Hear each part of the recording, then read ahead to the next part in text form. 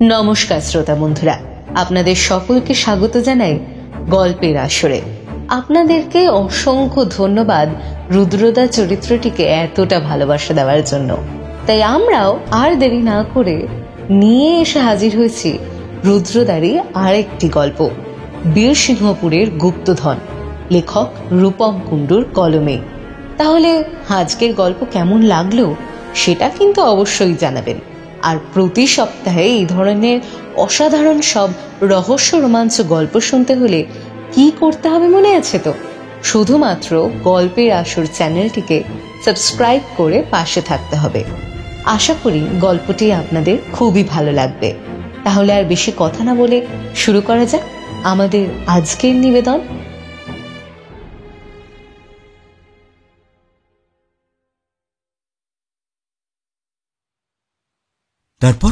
তারপর কি হলো? তারপর শুরু হলো প্রবল বৃষ্টি।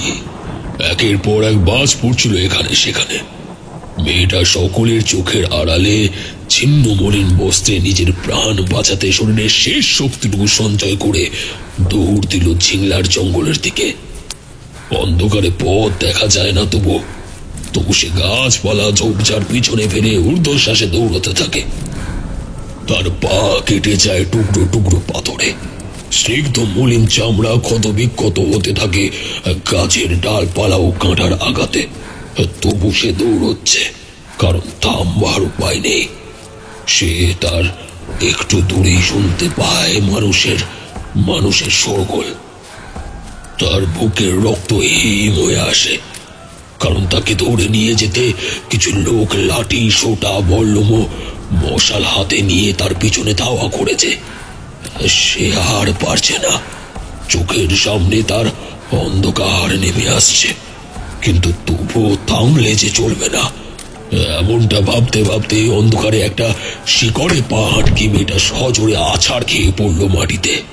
আর দেখতে দেখতেই প্রায় 5-6 জন লোক এসে ঘিরে ফেললো তাকে। কি ভেবেছিলি হারামজাদি, পালিয়ে বেঁচে যাবি? নিয়ে চল এটাকে ধরে, বহুত বার বেড়েছে, আজকে ওর সব বার ঘুচিয়ে দেবো। কি ভেবেছিলি পালিয়ে বাঁচবি? অতই সোজা আমাদের হাত থেকে পালিয়ে বাঁচা। এই নিয়ে চল। সেদিন মেয়েটা ভেবেছিল এই বোধহয় তার শেষ পরিণতি, কিন্তু বিধাতা তার ভাগ্যের রেখাটা সাজিয়েছিল অন্য রকম ভাবে। এসব ঘটনা যেখানে ঘটছিল তার থেকে মাত্র 15-20 হাত দূরে ছিল একটা কুঁড়ে ঘর, আর সেখানেই থাকতো সেই লোক যার দাপটে একটা সময় গোটা বীরসিংহপুর কাঁপত। তার হাতে যদি একটা লাঠি থাকতো তাহলে ডাকাত বা সিপাহী কেউই তার মুখোমুখি হওয়ার সাহস দেখাতো না। লাঠি বুড়োর কথা বলছে মনে হয়। হ্যাঁ, আমিও শুনেছি লাঠি বুড়োর ব্যাপারে। আস্তে, আমি বলছি তো। হ্যাঁ খুড়ো, বলো তারপর। তারপর এই ধর ওই পাগলাটাকে। রোজ রোজ কাজ নেই, কম্ম নেই, সকাল সকাল গাছতলায় জুটে লোকজনদের ভুল ভাল আজে বাজে কথা বলা খালি। ধর আজকে ওকে। এই পাগলা, থাম, পালাচ্ছিস কোথায়? এই তোমরা কি দেখছো জটলা করে? যাও, যে যার কাজে যাও। সকাল সকাল তোমাদের কোনো কাজকর্ম নেই, এই পাগলার গল্প শুনতে বসেছো। যাও বলছি, যে যার নিজের কাজে যাও। পারবে না, আমাকে ধরতে পারবে না। দেখি ধর আমাকে, দেখি। বাবু, পাগলাটা তো দুধদার করে দৌড়ে পালালো, একটু বেশি জোরে দৌড়ায়। খেয়ে গতকটা না বাড়ালে তুমিও পারতে। যত সব, এই পাগলটার কিছু একটা করতে হবে। লোকেরা আজকাল একটু বেশি কান দিচ্ছে ওর কথায়। বাবু, আপনাকে মালিক ডাকছিল। হ্যাঁ, তাড়াতাড়ি চলো।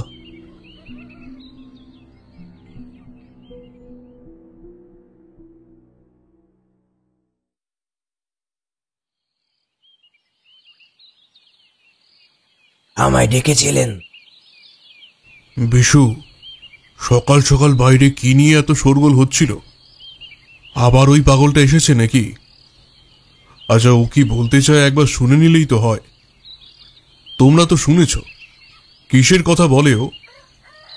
ও নিয়ে আপনি ভাববেন না, আমি সব দেখে নিচ্ছি। পাগলের প্রলাপ, যা তা বলে। তা তোমাকে যে বললাম কলকাতায় রুদ্রকে একটা টেলিফোন করে দিতে, কাজটা কি হয়েছে? আগে হ্যাঁ, সে আমি করে দিয়েছি 2 দিন আগেই। উনি আজই আসবেন বলেছিলেন, যে কোনো মুহূর্তে চলে আসবেন। এত ঘাট ঘুরেও তো সেই কিছু হলো না। ওই এসে একবার শেষ চেষ্টা করে দেখুক। আমি কি এখন আসতে পারি? এসো।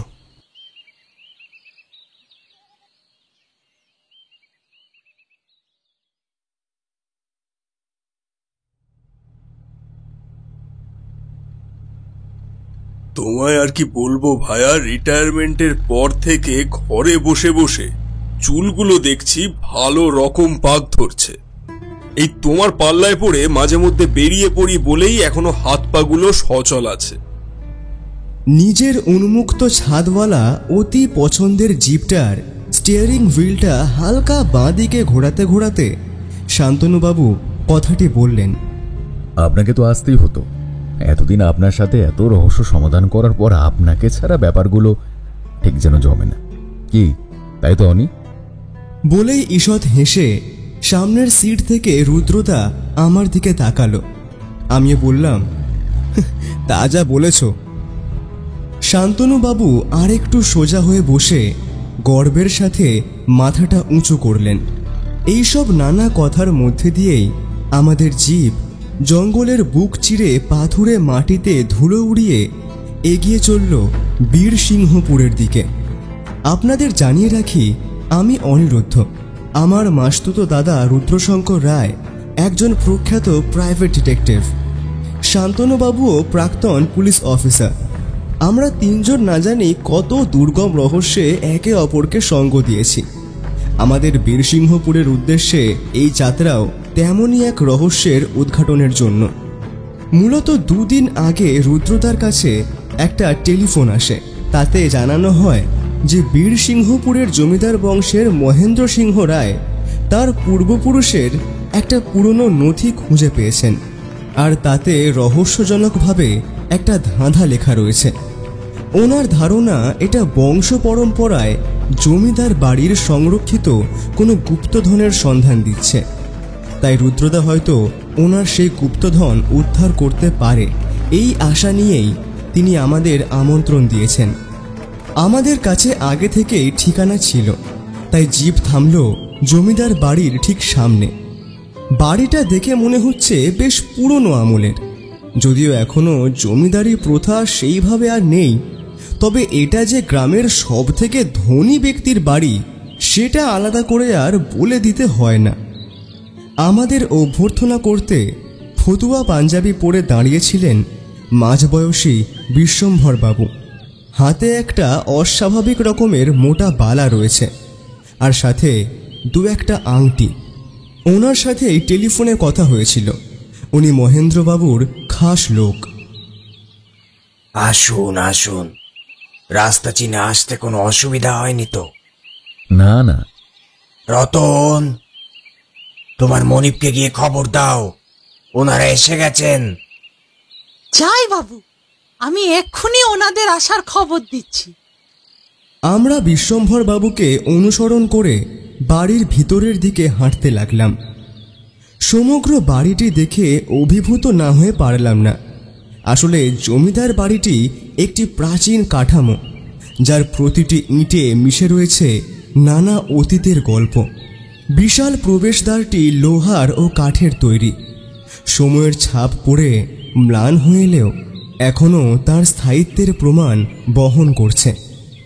আমরা এখন হাঁটছি একটা প্রশস্ত উঠোনের ওপর, যেটা পুরোটাই মার্বেলের তৈরি, আর তার ঠিক মাঝে রয়েছে একটি প্রাচীন ফোয়ারা, যদিও সেটি এখন নীরব এবং অব্যবহৃত। দোতলা বিশিষ্ট বাড়িটির নিচতলায় রয়েছে স্তূপাকার পিলার বা থামের সারি। নকশায় মুঘল ও বাংলা স্থাপত্যের সংমিশ্রণ চোখে পড়ে। পুরো প্রাচীরগুলোর উপর আলো বাতাস প্রবেশের ছোট ছোট জানালার পাশাপাশি দেওয়ালে খোদাই করা রয়েছে সূক্ষ্ম নকশা, যা রাজকীয় সৌন্দর্যের পরিচয় দেয়। বিশ্বম্ভর বাবু আমাদের প্রথমেই মহেন্দ্রবাবুর কক্ষে নিয়ে গেলেন। সেখানে ঢুকতেই চোখে পড়ল সারা দেওয়াল জুড়ে সোনালি কারুকার্য। মেঝেতে মখমলের কার্পেট, আর ছাদ থেকে ঝুলছে একটা বড় মাপের ঝাড়বাতি। আসুন আসুন রুদ্রবাবু, আপনার ব্যাপারে প্রচুর প্রশংসা শুনেছি ও খবরের কাগজে পড়েছি। আজ আপনার সাথে আলাপ করার স্বাদটাও পূরণ হয়ে গেল দেখছি। চেয়ার ছেড়ে উঠে দাঁড়িয়ে কথাগুলো বলে নমস্কার জানালেন মহেন্দ্রবাবু। বয়স 50 থেকে 55 মধ্যেই হবে। পরনে ধুতি পাঞ্জাবি আর চোখে মুখে গাম্ভীর্য লেগে রয়েছে। কোনো রকম অস্থিরতা বা চঞ্চলতার কোনো ছাপই নেই।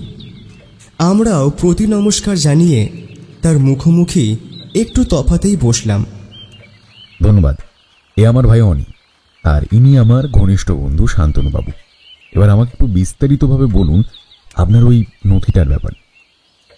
নিশ্চয়ই। বিশু, তুমি ওনাদের খাবারের ব্যাপারটা একটু দেখে নাও, যেন কোনো ত্রুটি না থাকে। এটা শুনেই বিশ্বম্ভরবাবু ঘর থেকে বেরিয়ে গেলেন, আর মহেন্দ্রবাবু একটা জীর্ণ জড়া কাগজ রুদ্রদার হাতে তুলে দিলেন। রুদ্রদা সেটা পড়তে শুরু করল।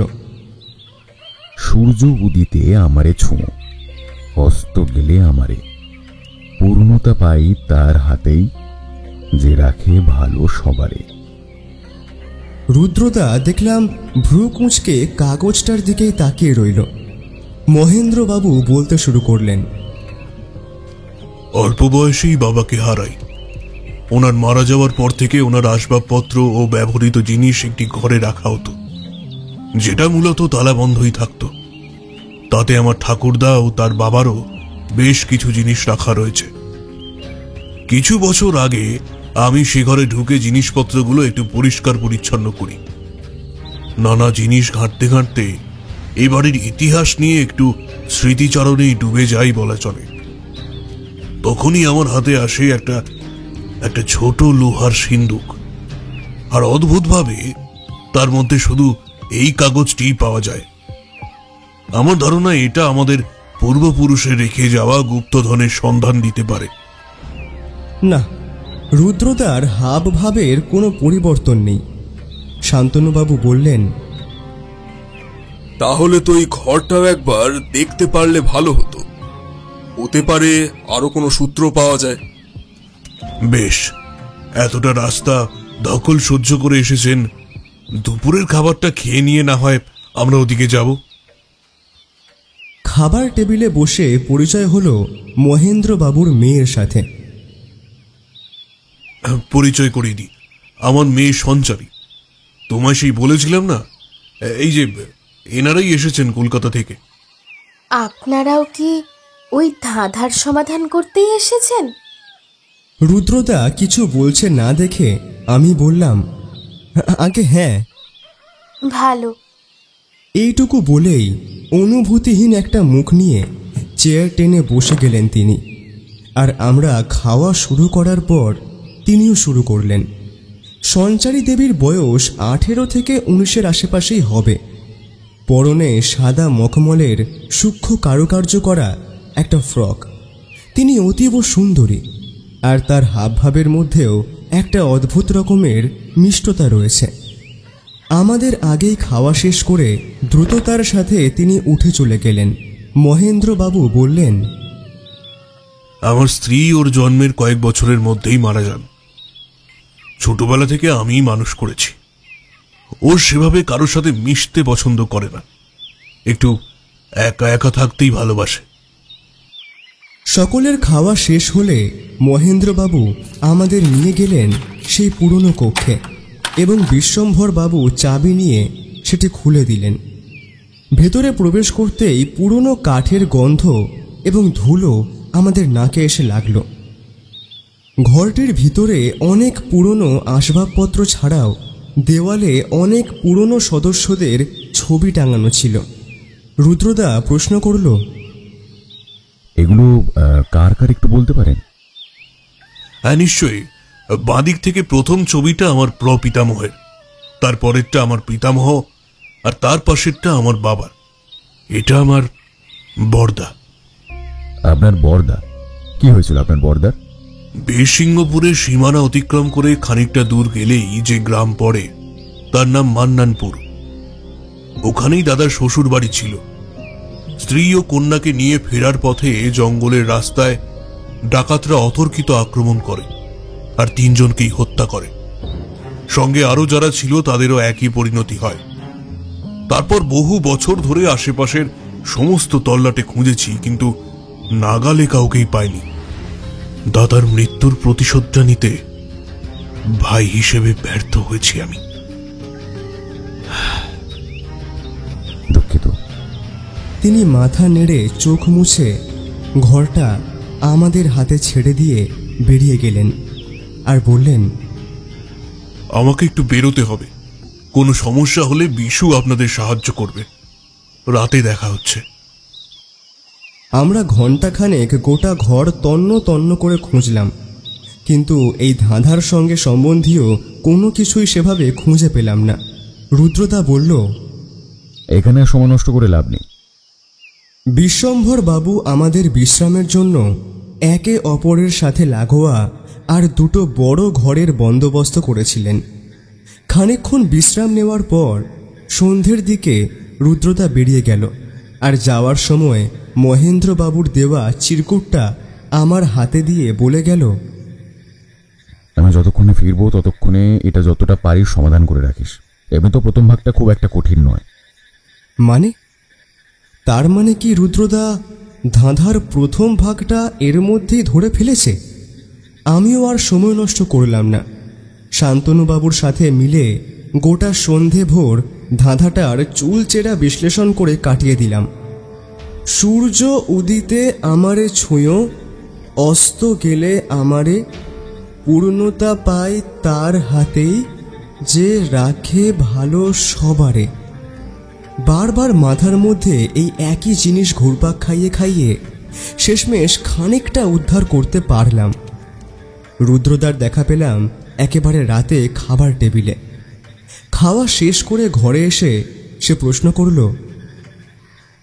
তারপর কতটা সমাধান হলো? প্রথম লাইনটার মানে আমি খানিকটা ধরতে পেরেছি।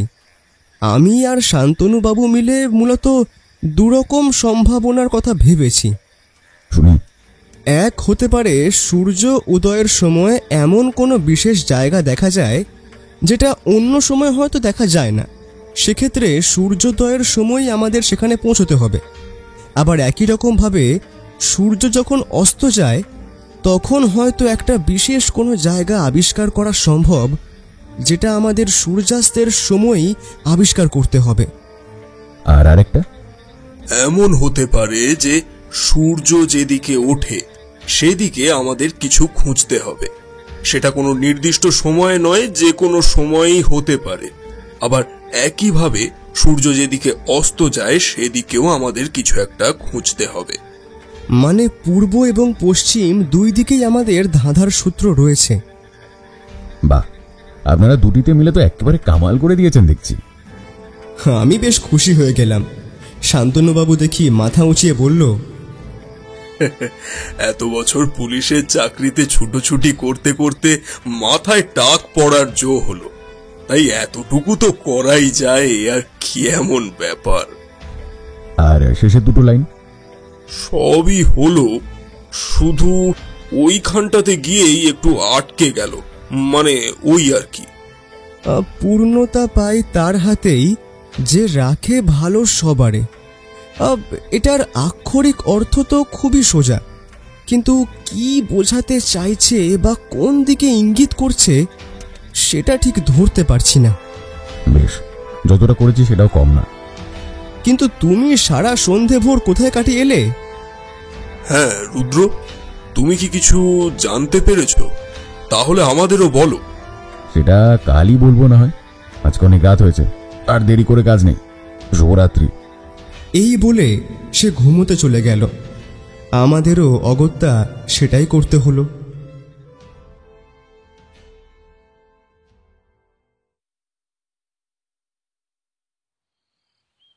পরদিন সকালবেলায় রুদ্রদা বলল, আমাদের বেরোতে হবে, তাড়াতাড়ি তৈরি হয়ে নে, ফিরতে ফিরতে হয়তো সন্ধে হয়ে যাবে। কথাটা শুনে শান্তনুবাবু বললেন, সে কি, তাহলে দুপুরের খাওয়া দাওয়াটার কি হবে? যেখানেই যাই মানে খাবারের ব্যবস্থাটা তো একটু। সে নিয়ে আপনি নিশ্চিন্ত হয়ে যেতে পারেন শান্তনুবাবু, বিশ্বম্বরবাবু আমাদের দুপুরের খাবারটা সঙ্গেই পাঠিয়ে দেবেন। তা বেশ, তা বেশ। আগের দিন তাড়াহুড়োয় হয়তো ঠিকভাবে লক্ষ্য করা হয়নি, কিন্তু আজ গ্রামের কাঁচা রাস্তায় হাঁটতে গিয়ে আশেপাশের সরলতা ও প্রাকৃতিক সৌন্দর্য রীতিমতো মন কাড়ল। রুদ্রদাই জিপ নিতে বারণ করেছিল, অহেতুক লোকের দৃষ্টি আকর্ষণ হবে বলে। গ্রামের রাস্তাটা একটু এঁকে বেঁকে চলেছে, মাঝে মাঝে খোলা মাঠ, কাঁঠাল, আম ও তাল গাছের সারি। বাতাসেও যেন মাটির গন্ধ আর সতেজতা মিশে আছে। গরুর গলায় বাঁধা ঘণ্টার শব্দ, পাখির শব্দ, আশেপাশের লোকজনের নিত্য প্রয়োজনীয় কথাবার্তা বেশ ভালো রকম কানে আসছে। তোর বৌদি তো আজ থেকেই তোড়জোড় শুরু করে দিয়েছে, আমাকে বাজারে পাঠালো এই সমস্ত জিনিসগুলো আবার কিনে নিয়ে যেতে। তা যাই বলো, বছরের এই বিশেষ দিনটার জন্য কিন্তু আমরা গ্রামের সকলেই অনেক উৎসাহের সাথে অপেক্ষা করি। জয় মা। দুটি লোক আমাদের পাশ দিয়ে যেতে যেতেই কিছু একটা বিষয় নিয়ে কথা বলছিল, যেটায় শান্তনুবাবু বেশ আগ্রহ প্রকাশ করে বললেন, আচ্ছা বলছি ভাই, কোনো উৎসব হওয়ার কথা আছে নাকি? না আসলে আমরা কদিনের জন্য বেড়াতে এসেছি তো, তাহলে আমরাও যেতাম আর কি। ও না না, গ্রামের দক্ষিণে যেতে একটা ঘন জঙ্গল পড়ে, সেই জঙ্গলেরই বেশ ভেতরের দিকে দেবী ঝিংলেশ্বরীর জাগ্রত মন্দির, 100 বছরেরও পুরনো। প্রতি বছর ধুমধাম করে কালকের দিনে পুজো হয়। আসলে মা সকলকে ভালো রাখেন, সকলের মঙ্গল করেন, সেই জন্যই গ্রামের সকলেও খুব উৎসাহী থাকে এই দিনটার জন্য। হ্যাঁ, আপনারাও আসুন না, ভালো লাগবে। তা আপনারা কার অতিথি? আমরা মহেন্দ্রবাবুর বাড়িতে উঠেছি গতকাল থেকে। রুদ্রদার উত্তরটা শোনার পর যেই লোক দুজনকে ভীষণ মিশুকে ও অমায়িক মনে হচ্ছিল, তারাই একে অপরের মধ্যে চোখাচোখি করে খুবই নিচু স্বরে কিছু একটা বলা কওয়া করে জলদি স্থান ত্যাগ করল। এটা কি হলো? মহেন্দ্রবাবুর কথা শুনে লোক দুটো এভাবে চলে গেল কেন? একটু বেশি বড় বাড়ির অতিথি ভেবে হয়তো আমাদের সাথে সেভাবে আর কথাবার্তায় জড়াতে চায়নি। তা রুদ্র, তুমি তো বললে না আমরা যাচ্ছি কোথায়? গতকাল বেরিয়ে আমি খোঁজ নিয়ে দেখেছি জমিদার বাড়িটির ঠিক পূর্ব দিক বরাবর গ্রামের শেষ সীমান্তে একটা পুরনো ভগ্নস্তূপাকার বাড়ি আছে, আর একইভাবে গ্রামের পশ্চিম সীমান্তে আছে একটা ভাঙা মন্দির। আমার আন্দাজ যদি সঠিক হয় তবে এই দুটো জায়গায় কিছু সূত্র পাওয়া গেলেও যেতে পারে। বুঝলাম রুদ্রদা এটার ব্যাপারেই খোঁজ নিতে কাল বেরিয়েছিল। গ্রামের সীমান্তের দিকে খানিকটা পৌঁছে গেলেই গাছগাছালি এত ঘন হয়ে ওঠে যে ছোটখাটো জঙ্গল মনে হয়। সেখানে আশেপাশে দু একটা বাড়ি ছড়িয়ে ছিটিয়ে থাকলেও সেইভাবে লোকজন দেখা যায় না। তাই আমরা যত আমাদের গন্তব্যের দিকে এগোতে থাকলাম, ততই মানুষজন ও গ্রামের চিহ্ন যেন মলিন হয়ে এলো। হঠাৎই আশেপাশের ঝোপঝাড় থেকে একজন ঝাঁপিয়ে পড়ে আমাদের রাস্তা আটকে দাঁড়ালো। মুহূর্তের মধ্যে আমরা সজাগ হয়ে তিনজন তিন দিকে ছিটকে দাঁড়ালাম। একটা ছিন্ন মলিন বস্ত্রে, এক মুখ দাড়ি, মাথা ভরা উস্কো খুস্কো চুল ও নোংরা কাপড় জড়ানো পাগলাটে গোছের লোক। শান্তনুবাবু বিস্ময় কাটিয়ে দাপটের সঙ্গে বললেন, এই কি হচ্ছে? এটা কি ধরনের অসভ্যতা? এই দেখো, আমার কাছে রুটি আছে, তোমরা তোমরা রুটি খাবে? খাবে? বলেই সে নিজের ঝোলার থেকে একটা রুটি বের করে দেখালো। শান্তনুবাবু আবারও ঝাঁঝিয়ে উঠলেন, সরে যা, তুই সরবি নাকি আমি এসে সরাবো? বুঝলাম শান্তনুবাবু এই ঘটনাটায় বেশ বিরক্ত হয়েছেন। ওদিকে রুদ্রদারও চোখের দৃষ্টি স্থির ও তীক্ষ্ণ। সে শান্ত গলায় বলল, না, আমাদের কিছুই লাগবে না। যাক, তাহলে তাহলে এটা না হয় আমি খাবো। কিন্তু কিন্তু তোমরা যাচ্ছ কোথায় গো? রুদ্র, এ ভালো কথায় বোঝার নয়, বলছি শোনো। এরপর পাগলটা দেখি আমাদের তিনজনকে ভালো করে পর্যবেক্ষণ করে। বলবে না, ঠিকই আছে বলে পাশ কাটিয়ে চলে গেল। রুদ্রদা আবার দ্রুত বেগে হাঁটা লাগালো, আমরাও তার পিছু নিলাম। আরও খানিকক্ষণ হাঁটার পর শেষমেশ পৌঁছলাম সেই ভগ্নপ্রায় পুরনো বাড়িটির কাছে। সত্যি এটাকে বাড়ি কম, একটা ভগ্নস্তূপ বলাই চলে। এইসবই ভাবছি, তখনও বলল, গতকাল মহেন্দ্রবাবুর সাথে কথা হতে উনি বললেন ওনার বাবার আমলে শিকার করতে এসে বিশ্রাম নেওয়ার জন্য এই বাড়িটি ব্যবহার করা হতো। যদি ওনার ছোটবেলায় উনি এসব দেখেননি, শুধুই গল্প শুনেছেন। বহু বছর যে কোনো রক্ষণাবেক্ষণ হয়নি সে তো দেখেই বেশ বুঝতে পারা যাচ্ছে। তা আমরা এখানে খুঁজছিটা কি? কোনো পুরনো নথি, কোনো ধাঁধা, কোনো সূত্র, কোনো পাথর ফলক বা কিছু খোদাই করা সংকেত, যে কোনো কিছু থাকতে পারে। আমাদের সবটা তন্ন তন্ন করে খুঁজতে হবে। তবে হ্যাঁ, বাড়ির যে অবস্থা তাতে সাপ খোপ বাসা বাঁধাটা খুব স্বাভাবিক, সেই বিষয়ে সাবধান থাকতে হবে। আর মাথার উপর যেটুকু ছাদ বেঁচে আছে সেটিও যে কোনো মুহূর্তে ভেঙে পড়তে পারে। তাই আমি বলবো তুই আর শান্তনুবাবু আশপাশটা ভালোভাবে দেখ, যদি কিছু ভালো পাওয়া যায়। বাড়ির ভেতরে আমি দেখছি। আরে এটা আবার কেমন কথা হলো? যথেষ্ট বড় জায়গা, সবাই মিলে খুঁজলে তাড়াতাড়ি হবে। আমিও সাহায্য করব, কিন্তু হ্যাঁ, আমি খেয়াল রাখবো, কথা দিচ্ছি। তবে আর কি, লেগে পড়া যাক। আমরা খুঁজতে শুরু করলাম। বাড়িতে ঢুকতেই কতগুলো চামচিকে শব্দ করে এদিক ওদিক দিয়ে বিচ্ছিন্নভাবে বেরিয়ে গেল। গোটা বাড়িটা ময়লা আর ধুলোর পরত জমে বিবর্ণ হয়ে গিয়েছে। কাঠের জানালাগুলোতে শুধু ফ্রেমটাই অবশিষ্ট। পলেস্তেরা খসে ইটের রুক্ষ চেহারা বেরিয়ে পড়েছে। দেওয়ালেও শ্যাওলার দাগ। তাদের কড়িকাঠগুলো ফাটল ধরে বেশ খানিকটা করে ঝুলে গিয়েছে। সারা ঘর ভর্তি মাকড়সার জাল, কিছু কাচের পাত্র যা আজ ভাঙা।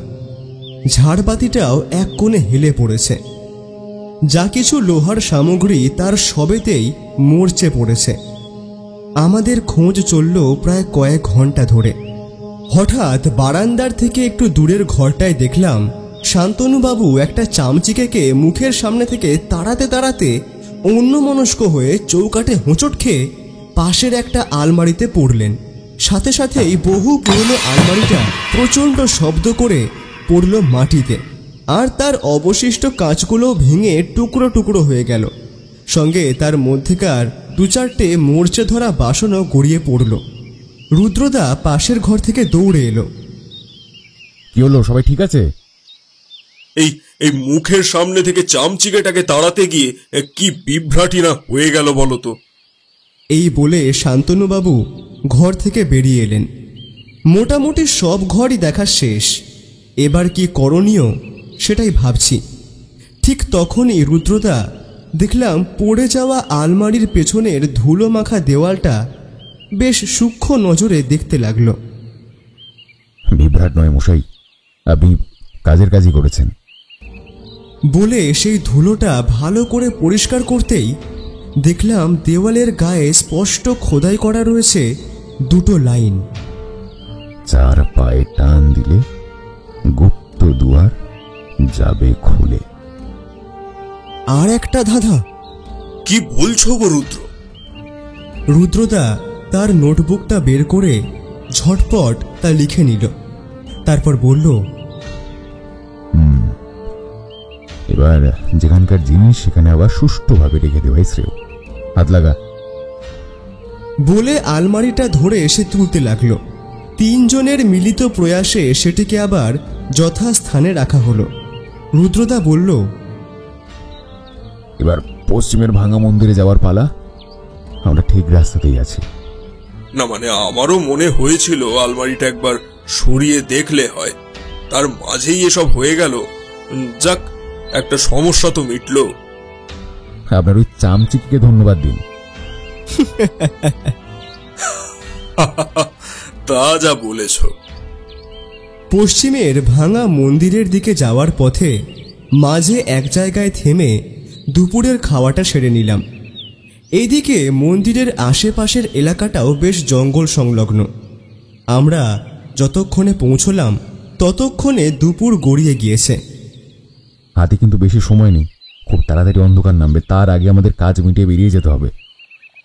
আমরা সেই মতো মন্দিরের আশপাশটা ও মন্দিরের ভিতরে আমাদের খোঁজ চালাতে লাগলাম।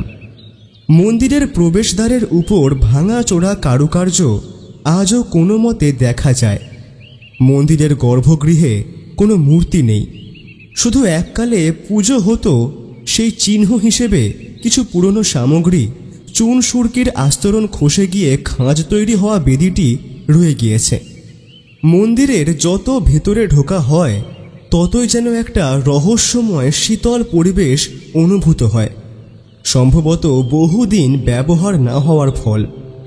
জায়গায় জায়গায় মেঝেতে গর্ত তৈরি হয়েছে, কোনো কোনো জায়গায় তো সেখান দিয়ে গাছপালাও ফুটে বেরিয়েছে।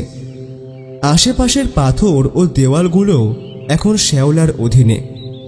এইসবের মাঝে কিছু না কিছু থাকবে, এইসব ভাবতে ভাবতে সব কিছু ভালো করে পর্যবেক্ষণ করছি, ঠিক তখনই হঠাৎ করে ছাদের উপর একটা ভারী কিছুর শব্দ হলো। আমি চেঁচিয়ে বললাম, রুদ্রদা, মন্দির ভেঙে পড়ছে, সবাই জলদি বেরিয়ে এসো। বলতেই শান্তনুবাবুও বাইরের দিকে দৌড় দিল। বাইরে এসে দেখি রুদ্রদা মন্দিরের ছাদের উপর থেকে আমার কথা শুনে হাসছে। যাক, এটা নিয়ে মজা করবো না, কারণ পরিস্থিতি সচেতন হওয়া ভালো। তবে মন্দির ভেঙে পড়েনি, উপরে বেশ কিছু পাথর রাখা ছিল, আমি সেগুলো সরিয়ে দেখেছিলাম আর কি। বাপ রে, আমি তো ভাবলাম আজ হয়ে গেল বুঝি। যাক, কিছু কি পেলে? এখনো তো না, দেখছি। রুদ্র, এই মন্দিরটা তো বহু পুরনো মনে হচ্ছে। এত বড় মন্দির এরম পরিত্যক্ত পড়ে আছে। বলেই রুদ্রদা মন্দিরের সঙ্গে লাগোয়া পিছনের একটা গাছের দিকে নির্দেশ করে বলল, গতকালই কোথায় কোথায় যাব সেটা নিয়ে মহেন্দ্রবাবুর সাথে কথা হচ্ছিল। উনি তখন বললেন, আপনি পশ্চিমে যে ভাঙা মন্দিরটার ব্যাপারে জিজ্ঞেস করছেন, আগে ওটাই ছিল দেবী ঝিংলেশ্বরীর আসল মন্দির। বাবার মুখে গল্প শোনা ঠাকুরদা নাকি একদিন স্বপ্নাদেশ পান মন্দিরটিকে দক্ষিণের জঙ্গলের মাঝে প্রতিষ্ঠিত করতে হবে। প্রথমে তিনি বিষয়টায় অতটা গুরুত্ব দেননি, কিন্তু পরে ভীষণভাবে অসুস্থ হয়ে পড়েন। শেষে যখন কবিরাজ বদ্যি অনেক করেও কোনো কাজ হয় না, তখন ওনার মনে হয় যে হয়তো স্বপ্নাদেশটা না মানার কারণেই এমন হচ্ছে। তাই শেষ চেষ্টা করতে নতুন করে জঙ্গলের মাঝে দেবীর মন্দির প্রতিষ্ঠিত হয়, আর জঙ্গলটার নাম হয় ঝিংলার জঙ্গল। পশ্চিমের মন্দিরের দেবী মূর্তিটাই নতুন মন্দিরে প্রতিস্থাপিত হয়েছে, আর অন্যদিকে পরিচর্যার অভাবে পড়ে থেকে থেকে পশ্চিমের মন্দিরটা নষ্ট হয়ে যায়। আর যদিও আমি এসব মানি না, কিন্তু ঠাকুরদার শরীর নাকি পুনরায় সুস্থ হয়ে গিয়েছিল এবং তারপর বহু বছর উনি বেঁচেও ছিলেন। ঠিক সেই কারণেই আজ মন্দিরটার এমন হাল, বুঝলেন শান্তনুবাবু? বাহ, এর পিছনেও এত দারুণ ইতিহাস আছে। কিন্তু রুদ্র, এখানে এসে কাজের কাজ তো কিছুই হলো না। কে বলল গাছে উঠতে পারেন?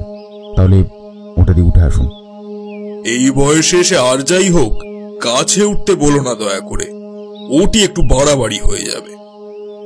কিন্তু আমার আর বুঝতে বাকি নেই, রুদ্রদা নিশ্চয়ই এমন কিছুর সন্ধান পেয়েছে যা এই রহস্য সমাধানে গুরুত্বপূর্ণ ভূমিকা পালন করতে পারে।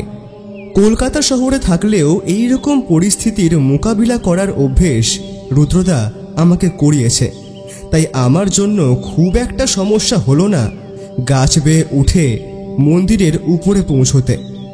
কিন্তু মন্দিরের উপরে ওঠার পর রুদ্রদা আমাকে যা দেখালো তা দেখে আমার বিস্ময় যেন কাটতেই চায় না। গোধূলি বেলার সামান্য আলোয় আমি দেখলাম ছাদের উপরে খোদাই করে লেখা আছে, শিলা রাশির ভার মুক্ত হতে সোনা মানিক পাবে ছুঁতে। রুদ্রদা আবার তার ছোট্ট নোটবুকটা বের করে সেটা লিখে রাখল। তারপর তার উপরে যেমন তেমন পাথরটা আবার চাপা দিয়ে গাছ বেয়ে নিচে নেমে এলো। আমিও তাই করলাম। হঠাৎই লক্ষ্য করলাম পাশের জঙ্গলে একটা নড়াচড়ার শব্দ। আমরা একত্রে সেদিকে তাকাতেই দেখলাম একটা লোক দৌড়ে পালিয়ে গেল। এটা তো সেই পাগলটা নয়?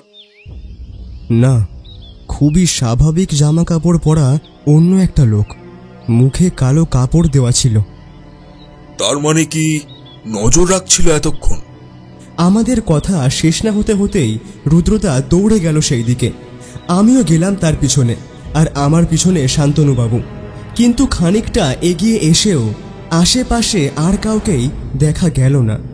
রুদ্রদা শুধু বলল, বুঝলি অনি, রহস্যটা যতটা দেখা যাচ্ছে আসলে তার চেয়ে অনেক বেশি। এখন বাড়ি চল।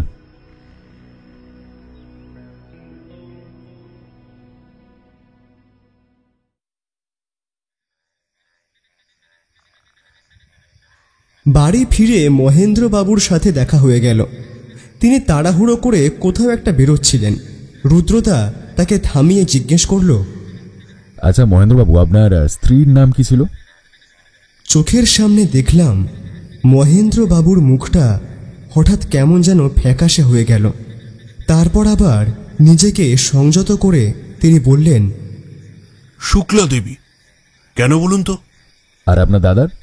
হৈমন্তী দেবী। হঠাৎ এই প্রশ্ন? আসলে ওনাদের কোনো স্মৃতি এই বাড়িতে দেখলাম না তো, তাই একটু জানতে কৌতূহল হলো। বলে সে কথা না বাড়িয়ে ভিতরে চলে গেল। ঘরে এসে সে আর কারোর সঙ্গেই কোনো কথা বলল না। এক কোণে ওই ছোট্ট চিরকুট আর তার নোটবুকটার দিকে এক দৃষ্টে তাকিয়ে বসে রইল।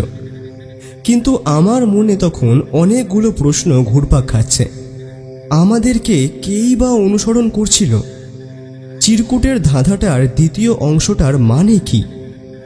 নতুন যে ধাঁধাগুলো পাওয়া গেল সেটারই বা গুপ্তধনের সঙ্গে কি সম্বন্ধ?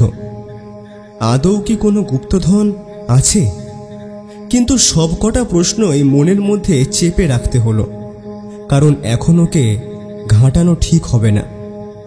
শেষমেশ রাতে খাবার পর সে আমাদের সাথে বসল।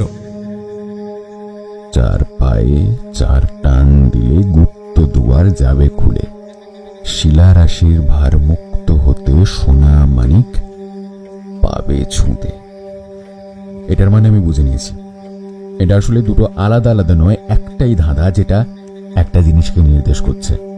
তাহলে কি আমাদের এই ধাঁধাটার মাধ্যমেই গুপ্তধন খুঁজতে হবে? হ্যাঁ, কিন্তু প্রথম যেটা ছিল, মানে সূর্য উদিতে আমারে ছুঁয়ো, অস্ত গেলে আমারে, পূর্ণতা পায় তার হাতেই যে রাখে ভালো সবারে, এর প্রথম দুটো লাইন তো উদ্ধার হলো, কিন্তু শেষের দুটো? ভাবতে হবে, ওটাই ভাবতে হবে। কিছু তো একটা জিনিস আছে যেটা দেখেও দেখা যাচ্ছে না। ওটা কোনো একটা স্থান বা কোনো একটা কিছু নির্দেশ করছে, যেটা পেলেই আমরা বাকি ধাঁধাটার মাধ্যমে আমাদের লক্ষ্যে ঠিক পৌঁছাতে পারবো। পূর্ণতা পায় তার হাতেই যে রাখে ভালো সবারে, কি হতে পারে? আমি বলি কি, কাল তো একটা পুজো আছে। সবাই তো বলল দেবী ঝিংলেশ্বরী কতটা জাগ্রত, ওখানে বরং একটা পুজো দিয়ে আসি। হতেই পারে উনি কোনো রাস্তা দেখান। এতক্ষণ রুদ্রদা মাথা নিচু করে বসেছিল। হঠাৎ সে মাথা তুলে শান্তনুবাবুর দিকে তাকালো। তার চোখ উজ্জ্বল হয়ে উঠেছে। সে বলল, ঠিকই তো বলেছেন। আমি এটা কি করে মিস করতে পারি? ছি ছি ছি ছি।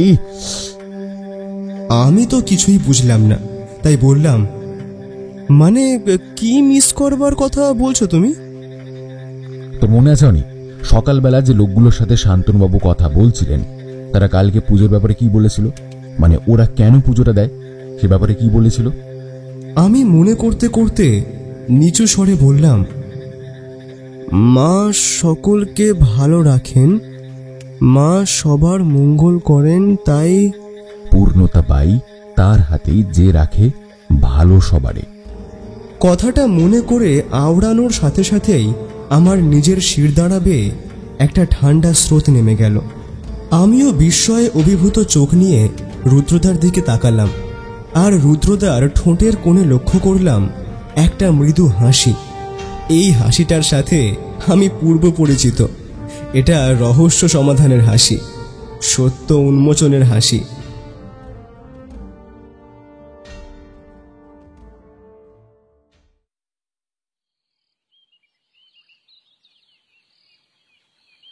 পরদিন সকালবেলা জলখাবার সেরে আমরা সোজা চলে গেলাম ঝিংলার জঙ্গলে।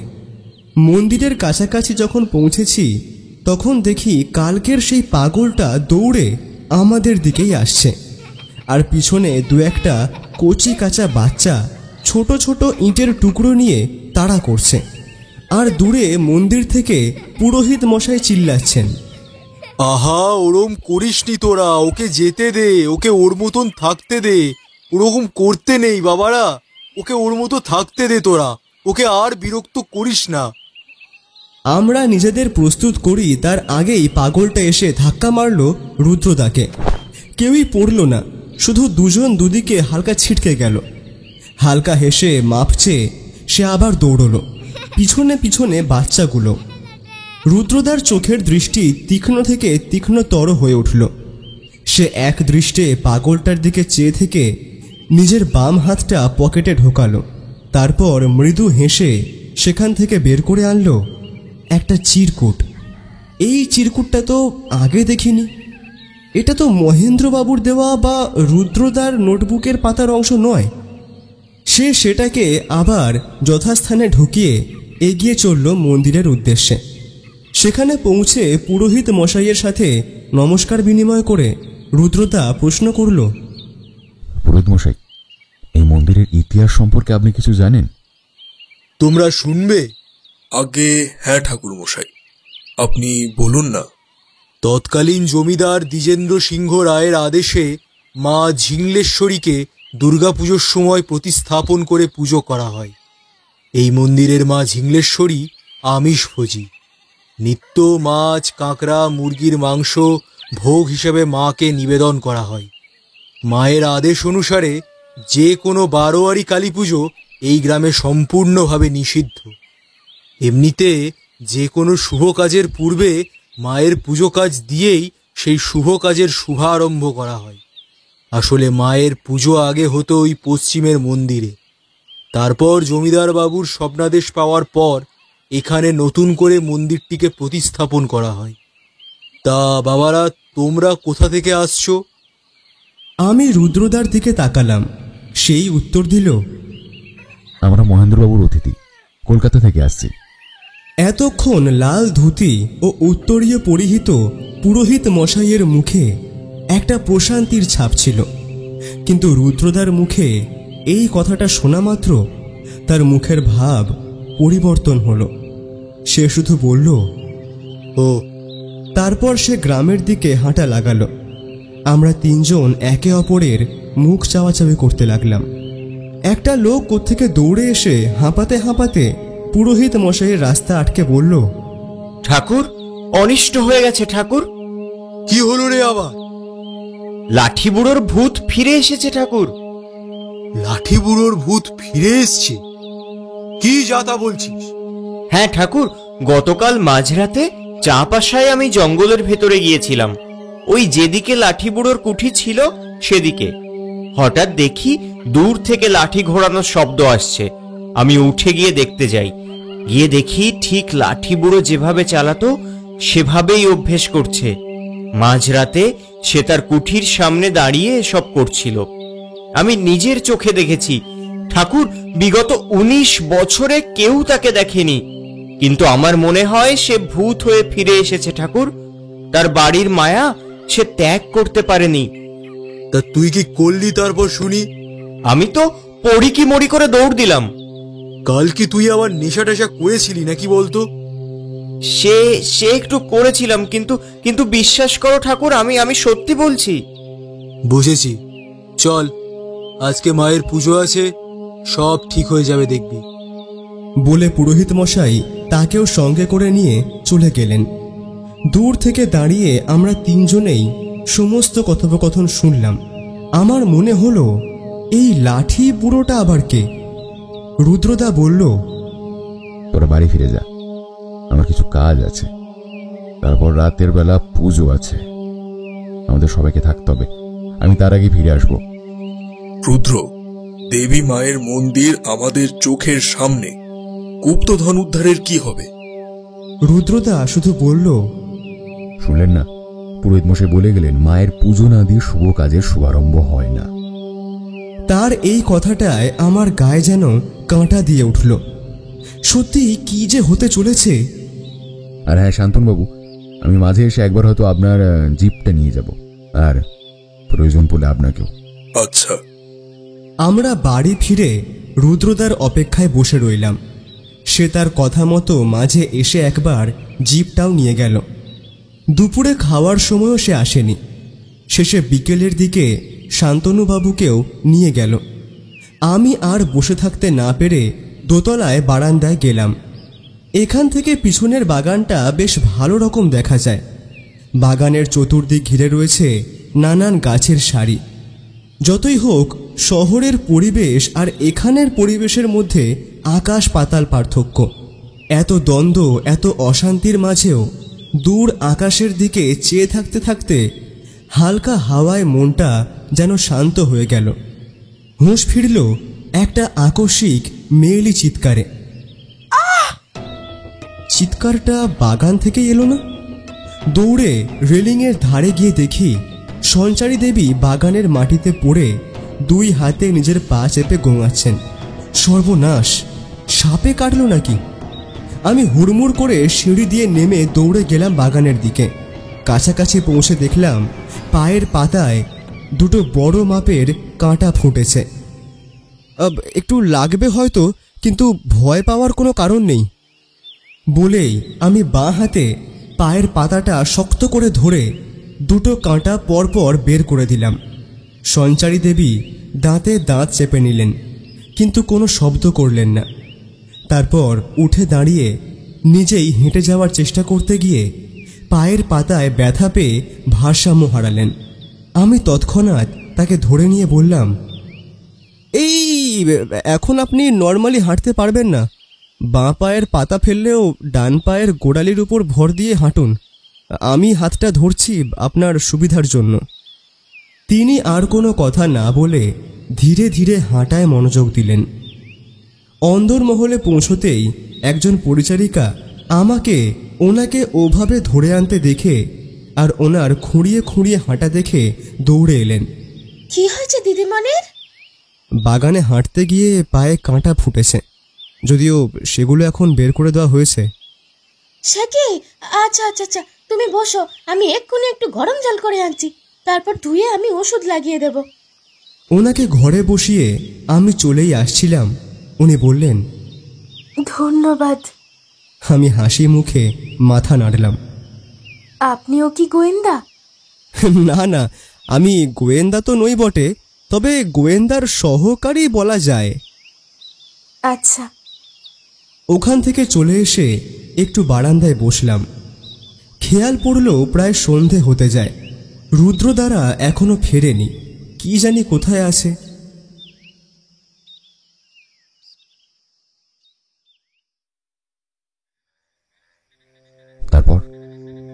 তারপর কি হলো হিমন্তী দেবী? বিধাতার হাতে নিজের ভাগ্যকে ছেড়ে দিয়েছিলাম। তারপরে আর কি বা করার ছিল? যেখানে এই ঘটনাটি ঘটছিল তার একটুখানি দূরেই ছিল লাঠি বুড়োর কুঁড়ে ঘর। তিনি শোরগোলের আওয়াজ পেয়ে ছুটে আসেন। তিনি যতটাই পরাক্রমী ছিলেন ততটাই ছিলেন ন্যায়াধীশ। 5 জন লিটলকেই তিনি গুরুতরভাবে আহত করেন। তিনি নিজেও বেশ আহত হন, কিন্তু সেই অবধি আরো লোক বল আনতে লিটলরা ফিরে যায়। গ্রামের সবাই জানতো আমার মেয়ে দুজনেই আমার স্বামীর সাথে সেদিন ডাকাতদের হাতে মারা গিয়েছিলাম। কিন্তু সেদিন আমায় জীবিত দেখে উনি আমাকে বাঁচাতে প্রতিজ্ঞাবদ্ধ হন। উনি আমার স্বামীকে ভীষণ শ্রদ্ধা করতেন, কারণ প্রথম জীবনে উনি ডাকাত ছিলেন, কিন্তু পরে আমার স্বামী ওনাকে সঠিক পথে নিয়ে এসে কাছারিতে কাজ দেয়, একজন ভালো মানুষ হয়ে ওঠায় সহায়তা করেন। তাই সেদিন উনি বললেন, তোমরা আমাকে অনেক দিয়েছো, আজ আমার সেই ঋণ শোধ করবার পালা। কিন্তু আমার মেয়েটা যে ওর কাছেই রয়ে গেল, আমি তাকে সঙ্গে নিয়ে আসতে পারিনি। চিন্তা করো না মা, তোমার মেয়ের কিচ্ছুটি হবে না, কিন্তু এখন এখানে থাকাটা আমাদের জন্য একদমই নিরাপদ নয়।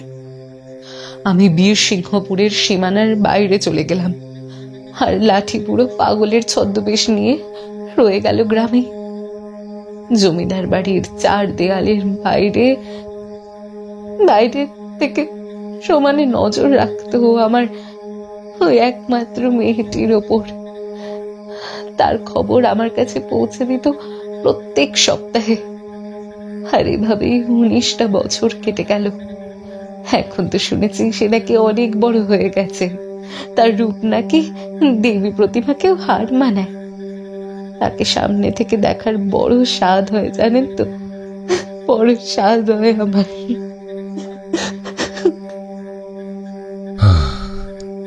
পাবেন, নিশ্চয়ই পাবেন। আচ্ছা, আপনি তো পরে ফিরেও আসতে পারতেন।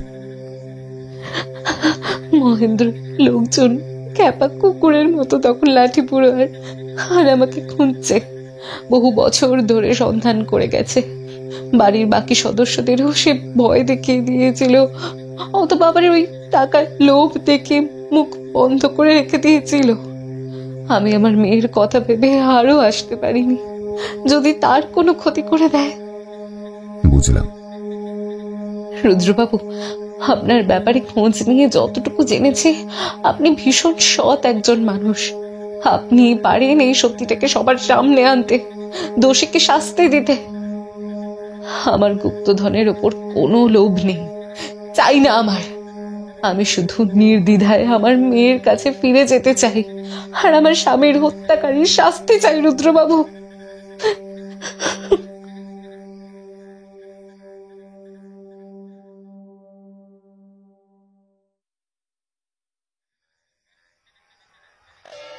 एतत्सम्प्रदानाय मा झिङ्गलेश्वरी नमः।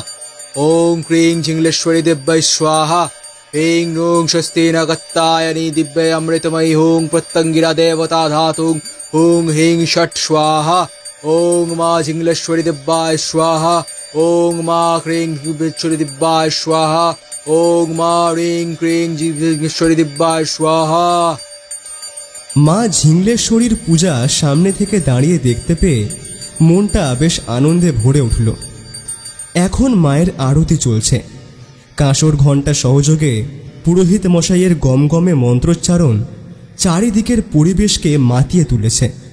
চারিদিকের বাতাসও ধূপ, ধুনো, চন্দন ও ফুলের গন্ধে ভরে উঠেছে। সব মিলিয়ে যে একটা বৃহৎ উৎসবের আমেজ তৈরি হয়েছে তা বলাই বাহুল্য। গ্রামের পুরুষ, মহিলা ও বাচ্চারা মিলে প্রায় কয়েকশো লোকজন মন্দির প্রাঙ্গণ ঘিরে করজোড়ে দেবীর আরাধনা করে চলেছেন।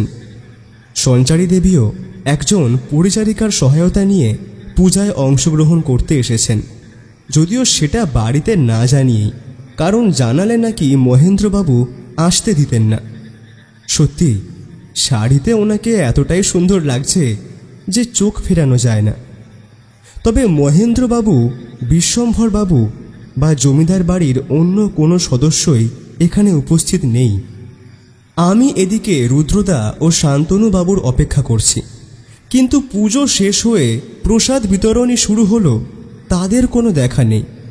হঠাৎ দূরে একটা জিপ দাঁড়ানোর শব্দ পেলাম। দেখলাম রুদ্রদা, শান্তনুবাবু আর সঙ্গে একজন মাঝবয়সী ভদ্রমহিলা ও সেই পাগলাটে লোকটাকে সঙ্গে নিয়ে আসছে। তার হাবভাব এখন মোটেই পাগলের মতন তো লাগছে না, আর চালচলন ভীষণই স্বাভাবিক। রুদ্রদা সোজা এসে মন্দির প্রাঙ্গণে উঠে পুরোহিত মশাইকে নমস্কার জানালো।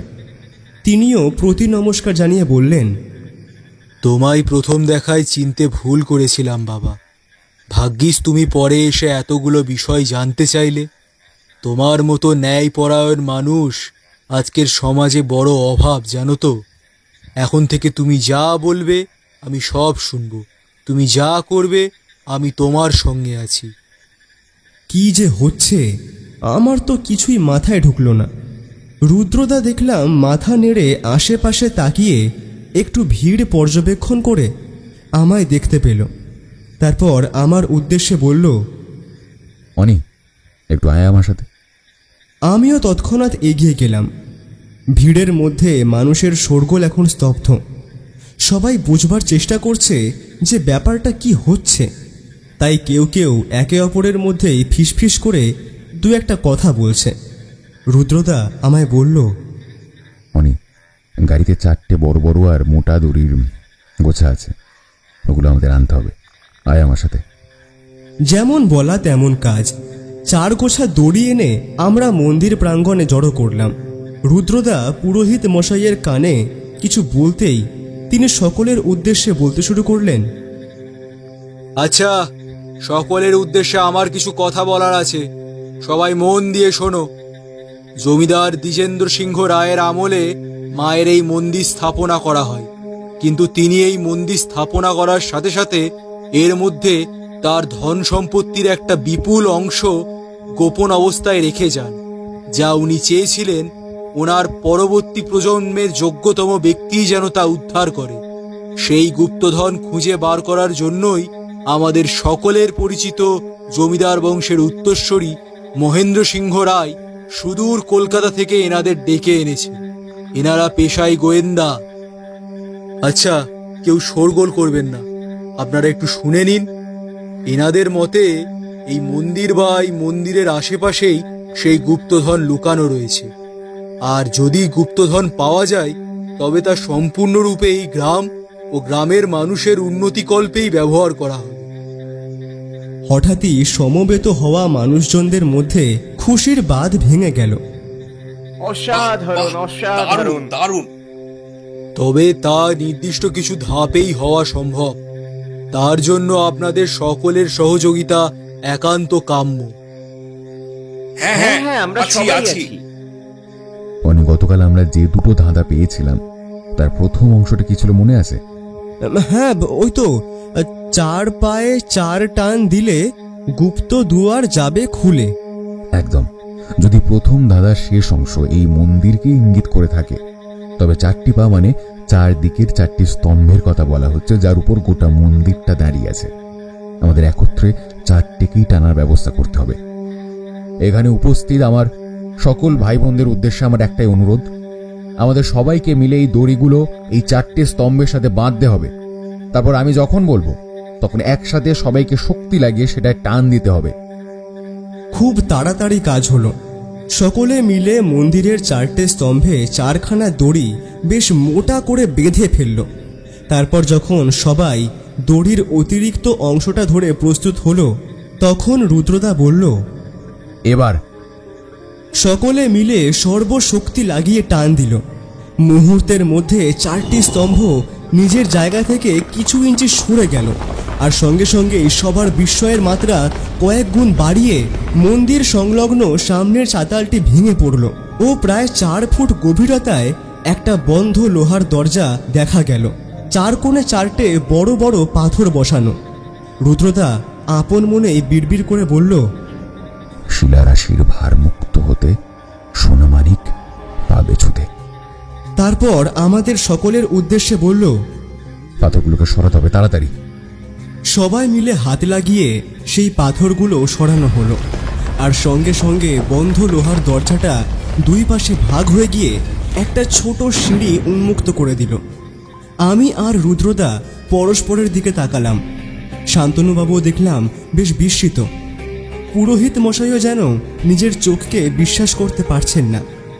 গ্রামের প্রত্যেকটা মানুষ জীবনে প্রথমবার চোখের সামনে গুপ্তধন দেখার ঔৎসুক্য নিয়ে যে অপেক্ষারত, সেটা বেশ বোঝাই যাচ্ছে। সঞ্চারী দেবীও যথেষ্ট কাছে সরে এসে সমস্ত ঘটনাটি দেখছেন। শুধু নির্বিকার দেখালো পাগলটাকে। ভিড়ের থেকে দূরে মন্দিরের উপরে ও বসে আছে, আর রুদ্রদার সাথে যে মাঝবয়সী মহিলাটি এসেছিলেন তিনি একমাত্র সিক্ত চোখে সঞ্চারী দেবীর দিকে চেয়ে আছেন। তিনি কিছু বলতেই যাচ্ছিলেন, কিন্তু রুদ্রদা তাকে থামিয়ে দিয়ে বলল, আমি বুঝতে পারছি, কিন্তু আপনাকে আরেকটু সময় দিতে হবে সবটা সামনে আনার জন্য। বলে রুদ্রদা দেখলাম নিচে নেমে গেল। জায়গাটা খুব অল্প ছিল, তাই একজনের বেশি নামাও মুশকিল, কিন্তু বেশিক্ষণ অপেক্ষা করতে হলো না। মিনিট খানেকের মধ্যেই একটা মাঝারি আকৃতির সিন্ধুক হাতে রুদ্রদা উপরে উঠে এলো। তারপর হেঁটে গিয়ে মন্দিরের বেদির উপরে রাখলো সেটাকে। সঙ্গে সঙ্গে চারিদিকের শান্তি ভঙ্গ করে প্রবল শব্দে একটা গুলির আওয়াজ হলো। মানুষজন ছত্রভঙ্গ হয়ে এদিক ওদিক ছড়িয়ে ছিটিয়ে গেল। যেদিক থেকে আওয়াজটা এসেছিল সেই দিকে তাকিয়ে দেখলাম 3টে লোক মুখে কালো কাপড় বাঁধা অবস্থায় এই দিকেই এগিয়ে আসছে। তাদের মধ্যে একজনের হাতে লম্বা নলওয়ালা বন্দুক ও বাকিদের হাতে দুখানা বড় লাঠি। কাছাকাছি এসে বন্দুক হাতে লোকটি বলল, সিন্দুকটা এক্ষুনি আমাদের হাতে দিয়ে দিন, নয়তো এক একটাকে শেষ করে দেব। গলা পাল্টে বা মুখে কাপড় বেঁধে বিশেষ কোনো লাভ নেই বিশ্বম্বর বাবু। আপনি তো নিজের হাতের বালাটা লুকাতেই ভুলে গেছেন, আর সাথে আংটিগুলো। ঠিকই তো, লোকটার হাতে যে বালা বা আংটিগুলো আছে সেটা তো বিশ্বম্ভর বাবুরই। প্রথম দিন ঢোকার সময়ই ওনার হাতে লক্ষ্য করেছিলাম। হঠাৎ দূর থেকে আর একটা কণ্ঠস্বর ভেসে এলো, রুদ্র তো ঠিকই বলেছে বিশু, লুকিয়ে তো আর কোনো লাভ নেই। আর সত্যি রুদ্রবাবু, আপনাকে আমি আমন্ত্রণ দিলাম আর আপনি আমার কাজ করার পরিবর্তে আমারই সর্বনাশ করছেন। ভাগ্যিস বিশুর লোকজন আপনার উপর নজর রেখেছিল, তাই তো জানতে পারলাম আপনি কোথায় কোথায় গেছেন, কাদের কাদের সাথে কি কথা বলেছেন। এটা কিন্তু ঠিক করেননি আপনি মোটেই। আমার হাত পা ঠান্ডা হয়ে এলো। এইসবের মানেটা কি? তার মানে কি? এতটা যখন খোঁজ রেখেছেন তবে নিশ্চয়ই জেনে গেছেন যে আপনার কুকীর্তির ব্যাপারে আমার আর কিছুই জানতে বাকি নেই। তা কি এমন জেনেছেন আপনি শুনি? তাহলে তো প্রথম থেকে শুরু করতে হয়। আজকে সকালেই পুরোহিত মশাইয়ের সাথে আমি ব্যক্তিগতভাবে কথা বলে জানতে পারি আপনি যৌবন বয়সে ভীষণই উশৃঙ্খল জীবনযাপন করতেন। গ্রামের প্রচুর মানুষের সাথে প্রচুর দুর্ব্যবহার ও শোষণ করেছেন আপনি, যে কারণে আজও গ্রামের প্রত্যেকটা মানুষ কম বেশি আপনার উপর ক্ষোধিত। আর বাকি কীর্তিগুলোর বিষয়ে আমি আর যাচ্ছি না। তারপর একদিন দাদার অনেক করে বোঝানো হয়ে আপনি শুক্লা দেবীকে বিয়ে করেন বছর 20 আগে, কিন্তু অদ্ভুতভাবে আশেপাশের প্রত্যেকটা মানুষজন তাকে শুধু আপনাদের বিয়ের দিন আর 4 বছর পর তার মৃতদেহ শ্মশানে নিয়ে যাবার দিনই দেখেছিল। মাঝে তাকে আপনি ঘর থেকে বেরোতে অব্দি দিতেন না। আপনি জানেন শুক্লা দেবীর মা এখনো জীবিত আছেন, যদিও তিনি শয্যাশায়ী, কিন্তু তার মেয়ের 4 বছরের বৈবাহিক জীবনে পাঠানো একটি চিঠি তিনি আজও যত্ন করে তুলে রেখেছেন। আমি গিয়েছিলাম তার গ্রামে, তার মায়ের সাথে কথা বলে আমি সেই চিঠি পড়ি। এমনই দুর্ভাগ্য যে আপনাদের অবর্তমানে একটা বছর 10-এর বাচ্চা ছেলেকে দেখে কিছু টাকার বিনিময়ে সেই চিঠিটা তাকে মায়ের কাছে পাঠাতে হয়, না তো আপনি সেটাও কোনোদিন হতে দিতেন না। সেই চিঠিতে তিনি স্পষ্ট লেখেন যে কিভাবে তিনি সন্তান জন্ম দিতে না পারার কারণে আপনি প্রতিদিন তাকে মারধর করেন, একটা ঘরে বন্ধ করে রেখে শুধু দুবেলার খাবারটুকু দেন। বাইরে থেকে বড় বড় ডাক্তারেরা এসে ওনাকে কি সব ওষুধ খাইয়ে যেত, সূঁচ ফুটিয়ে যেত, ওনার নিজেকে পাগল পাগল মনে হতো। তারপর আপনারা সবাই তাকে বলতেনও যে সে নাকি পাগল, অথচ তার মরণাপন্ন মা আমাকে বারবার বারবার করে হাতে ধরে কাঁদতে কাঁদতে বলেছেন যে তার মেয়ে বিয়ের আগে অব্দি আর 5টা সুস্থ স্বাভাবিক মেয়ের মতোই ছিল, অথচ বিয়ের 4 বছরের মধ্যে তিনি নাকি এমন একটা ব্যাধিতে মারা গেলেন সেটাও ঠিক করে কারোর জানা নেই। পাগলামির ওষুধ খাইয়ে খাইয়ে ওভারডোজের কারণে যে তিনি মরে যাননি তারই বা নিশ্চয়তা কি আছে? ওনার পরিবার খুবই নিম্নবিত্ত, তাই মেয়েকে ওনারা নিয়েও যেতে পারেননি, আর প্রতিবাদ তো করতে পারেননি। আর ওনার চিঠির সব থেকে অন্যতম বিষয়, আপনি নাকি বাড়িতে একটা সদ্যজাত শিশু কন্যা নিয়ে এসেছিলেন। উনি নিজে মা হতে পারবেন না বলে ওই কন্যাটিকে মানুষ করতে চেয়েও আপনার কাছে নাকি উনি প্রচুর অনুরোধ করেন, কিন্তু আপনি ওনাকে সেই শিশুটির ধারে কাছেও আসতে দিতেন না। কিন্তু আপনি আমাকে একটা কথা বলুন, যদি শিশুটি আপনার না হয় তবে কার ছিল? মহেন্দ্রবাবু ক্ষিপ্র দৃষ্টি নিয়ে রুদ্রদার দিকে চেয়ে রয়েছে। গ্রামের যে কটা মানুষ আশেপাশে উপস্থিত তাদের মধ্যে একটা চাপা কথোপকথন শুরু হয়ে যায়। রুদ্রদা বলে চলে, অন্যদিকে আপনার দাদা বিজেন্দ্রবাবু ছিলেন সম্পূর্ণ অন্যরকম। সংসারী ও সাধারণ মানুষের শুভাকাঙ্ক্ষী। এমনকি আপনাদের অবশিষ্ট জমিদারির পুরোটাই উনি যথেষ্ট দায়িত্ব সহকারে নিজের তত্ত্বাবধানে রেখেছিলেন। তারপর একদিন ওনার স্ত্রী অর্থাৎ হৈমন্তী দেবী গর্ভধারণ করেন। প্রায় 19 বছর আগেকার কথা। তাকে নিয়ে আপনার দাদা চলে যায় মান্নানপুর গ্রামে, কারণ ওখানেই হৈমন্তী দেবীর আসল বাড়ি ছিল। ওখানে তাদের একটা ফুটফুটে কন্যা সন্তান হয়। আর ওখান থেকেই আপনার দাদা আপনাকে চিঠি লিখে জানান যে তিনি আপনাদের পূর্বপুরুষের একটা সিন্দুক থেকে পুরনো একটা নথি পেয়েছেন যা কোনো গুপ্তধনের সন্ধান দিতে পারে। তিনি স্ত্রীকে নিয়ে ব্যস্ত হয়ে যাওয়ায় আপনাকে আগে জানাতে পারেননি। তাতে লেখা ছিল এই ধাঁধাটা। বলে রুদ্রদা তার পকেট থেকে প্রথম দিন মহেন্দ্র বাবুর কাছ থেকে পাওয়া সেই কাগজের টুকরোটাই ওনাকে পুনরায় দেখায়। ব্যাস আর কি। আপনি ভাবেন পুরো সম্পদটাই যদি আপনি লুটে নিতে পারেন তাহলে তো আরো ভালো হয়। এমনিতেও যোগ্যতার মাপকাঠিতে দেখতে গেলে আপনি আপনার দাদা ধারে কাছেও আসেন না। তাই উনি যদি সে ধাঁধার মানে উদ্ধার করে সম্পদ পান, সেটা থেকে তো আপনাকে বঞ্চিত করতে পারেন। তাই মান্নানপুর থেকে ফেরার পথে আপনি লোক দিয়ে তাকে মারিয়ে দেন। আর হৈমন্তী দেবী অর্থাৎ ওনার স্ত্রীকে বন্দী করে রাখেন গুপ্তধনের সন্ধান দেওয়ার জন্য। ওনাদের সদ্যজাত কন্যা সন্তানটিকে রাত দিন আপনি মেরে ফেলার ভয় দেখাতে থাকেন আর হৈমন্তী দেবীকে নির্মম অত্যাচার করতে থাকেন। কিন্তু দুর্ভাগ্য, তিনি ধাঁধাটার ব্যাপারে জানতেন ঠিকই, কিন্তু তার অর্থ জানতেন না।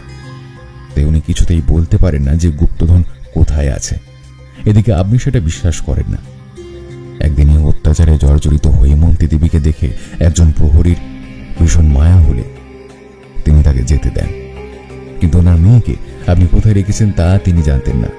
তাই উনি একটা চিঠি ছেড়ে যান যে যদি ওনার মেয়ে সুস্থ স্বাভাবিক অবস্থায় থাকে তো একটা সময় পর উনি গুপ্তধনের পরিবর্তে ওনার মেয়েকে নিয়ে যেতে চান। কিন্তু ওনার মেয়ের কিছু হয়ে গেলে আপনি গুপ্তধনটি আর পাবেন না। গ্রামের প্রতিটি লোক একে অপরের মুখ চাওয়াচাবি করতে থাকে। আমার নিজের পায়ের তলা থেকে যেন মাটি সরে যেতে চাইছে, গলা দিয়ে কোনো স্বর বেরোচ্ছে না। সেদিন রাতে প্রবল ঝড় বৃষ্টি হচ্ছিল। ওই জঙ্গলের মধ্য দিয়েই হৈমন্তী দেবী দৌড়াচ্ছিলেন। আপনার লোকেরাও তার পিছু নেয়, কিন্তু মাঝে লাঠি বুড়ো এসে বাদ সাধে। তিনি সেদিন হৈমন্তী দেবীকে বাঁচিয়ে নেন এবং তাকে দূরে সকলের চোখের আড়ালে থাকার ব্যবস্থা করে দেন। আর নিজে পাগলের ছদ্মবেশ নিয়ে এই গ্রামে থেকে যান দূর থেকে তার জমিদারনির শিশুকন্যার সুরক্ষা নিশ্চিত করতে। দেখলাম এতক্ষণ যে লোকটাকে পাগল ভাবছিলাম সে মন্দির থেকে উঠে এসে নিজের দাড়ির মোটা একটা অংশ ও চুলের একটা অংশ খুলে ফেলে দিল। তার মুখের উপর মাখা মাটিটাও খানিকটা ঝেড়ে ফেলে শিরদাঁড়া সোজা করে দাঁড়ালো। ভদ্রলোকের বয়স বোধহয় 70 পেরিয়েছে, কিন্তু তার চেহারা দেখে তাকে এই বয়সেও যথেষ্ট শক্ত সমর্থ মনে হয়। ইনি তাহলে সেই লাঠি বুড়ো যার ভূতের ব্যাপারে গ্রামের লোকেরা সকালে আলোচনা করছিল। অন্যদিকে আপনি নিহাতি গুপ্তধনের লোভে আপনার দাদার মেয়েকে নিজের মেয়ে বলে মানুষ করতে থাকেন। পুণ্যের কাজ বলতে সারা জীবনের বোধহয় কয়েকটি করেছেন আপনি। কোথাও না কোথাও আপনার আশা ছিল যে হৈমন্তী দেবী ফিরে আপনাকে গুপ্তধনের সন্ধান দেবে। যদিও এত বছরে আপনি নিজের মতো করে বহু চেষ্টা করেছেন হয়তো গুপ্তধন ও হৈমন্তী দেবীকে খোঁজার, কিন্তু আপনি ব্যর্থ হন। এবার রুদ্রদার সাথে আসা মাঝবয়সী ভদ্রমহিলাটিও সামনে এসে মুখের উপর থেকে কাপড়টা সরিয়ে দাঁড়ান, আর সাথে সাথেই মহেন্দ্রবাবু চিৎকার করে ওঠেন। কি চিনতে পারছেন? এত কি হয়েছে? কান খুলে শুনে নিন রুদ্রবাবু। যে গুপ্তধনের জন্য আমি এত কিছু করেছি, আপনাকে আমি আমার আর সেই গুপ্তধনের মাঝে বাধা দিতে দেব? এই ধরে আন ওদেরকে। কথাটা বলার সাথে সাথেই দুজন লাঠিয়াল এদিকে এগিয়ে আসে, আর সকল গ্রামবাসী উচ্চস্বরে প্রতিবাদ করে তাদের থামানোর জন্য অগ্রসর হয়।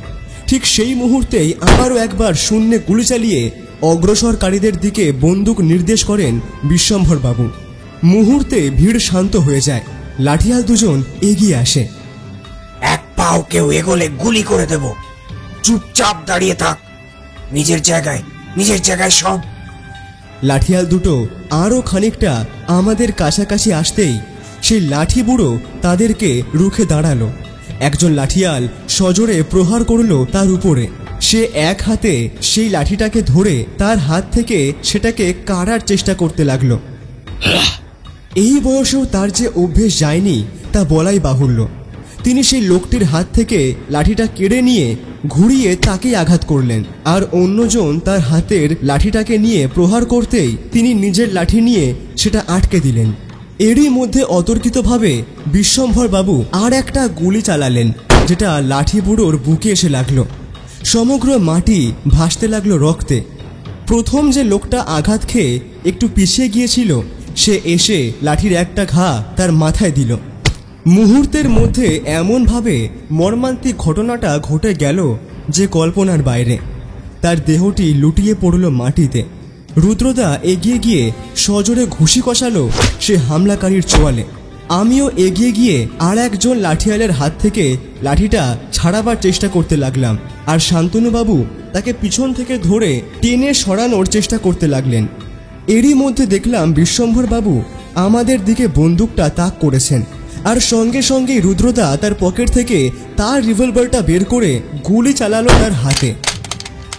হাত থেকে বন্দুক পড়ে এক পাশ ঘেঁষে মাটিতে পড়ে যান তিনি। কিন্তু এদিকে অন্যমনস্ক হয়ে যাওয়ায় ঘুষি খাওয়া ব্যক্তিটি উঠে এসে লাঠির বাড়ি সজোরে প্রহার করে রুদ্রদাকে। হাত থেকে বন্দুক পড়ে যায় তার, ও সে হাঁটুর উপরে বসে পড়ে। সে আবারও লাঠি চালায়। রুদ্রদা দুহাত দিয়ে তা প্রতিরোধ করে। মার, মেরে ফেল সব কটাকে, বহুত বার। এতক্ষণ সঞ্চারী দেবী ভিড়ের মধ্যেই মিশেছিলেন। তিনি দৌড়ে সামনে এসে বললেন, থামো, তোমরা মানুষ নাকি জানোয়ার? মুহূর্তের মধ্যে সব চুপ। লাঠিয়ালগুলো থেমে একে অপরের মুখ চাওয়াচাবি করতে থাকে।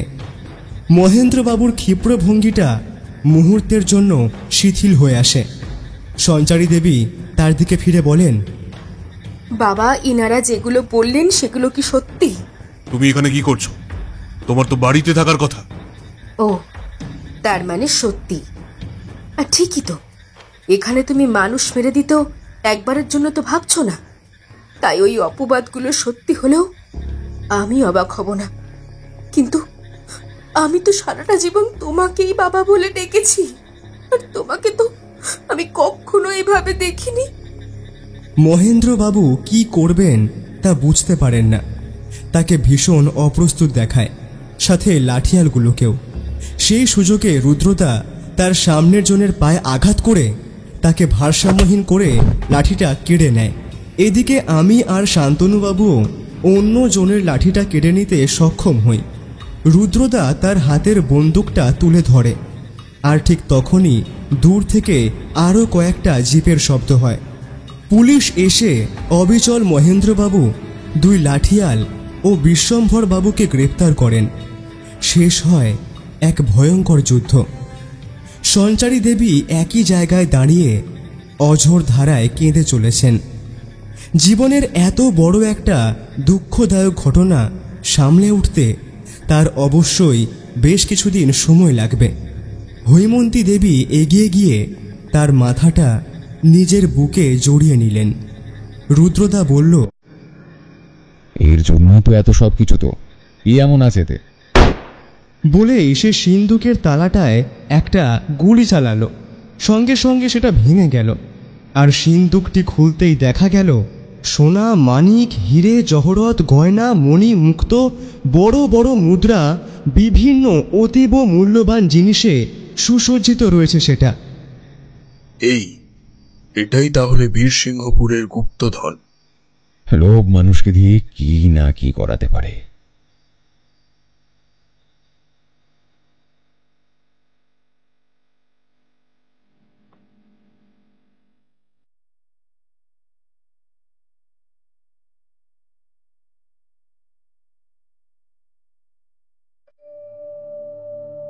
বীরসিংহপুর থেকে আমরা ফিরে এসেছি 1 মাস হতে চলল। হৈমন্তী দেবী চিঠি লিখে জানিয়েছেন সঞ্চারী দেবীর অবস্থা আগের থেকে বেশ খানিকটা স্বাভাবিক হয়েছে। গুপ্তধনের সমস্ত সম্পত্তি তিনি লাগিয়ে দিয়েছেন গ্রামের রাস্তা তৈরি, স্কুল তৈরি, হাসপাতাল তৈরি ও আরও বিভিন্ন উন্নয়নের কাজে। গ্রামের প্রতিটি মানুষ ওনাদের পরিবারকে ওনার মেয়েকে আশীর্বাদ আর শুভ কামনাতে ভরিয়ে দিয়েছেন।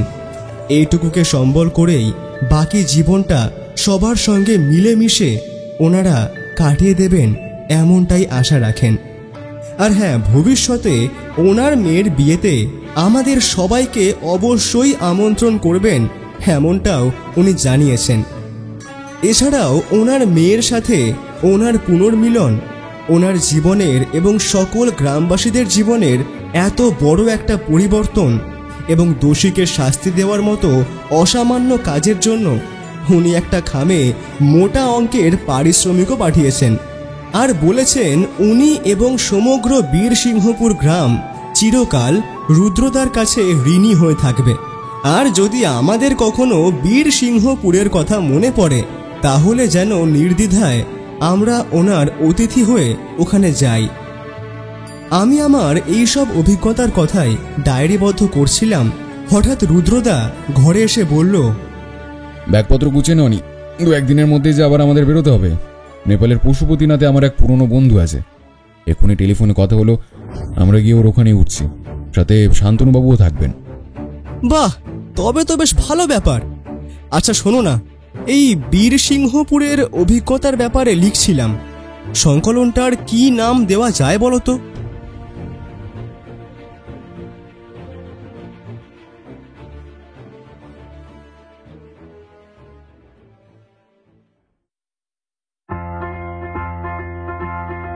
এতক্ষণ আপনারা শুনছিলেন লেখক রূপম কুণ্ডর কলমে বীরসিংহপুরের গুপ্তধন।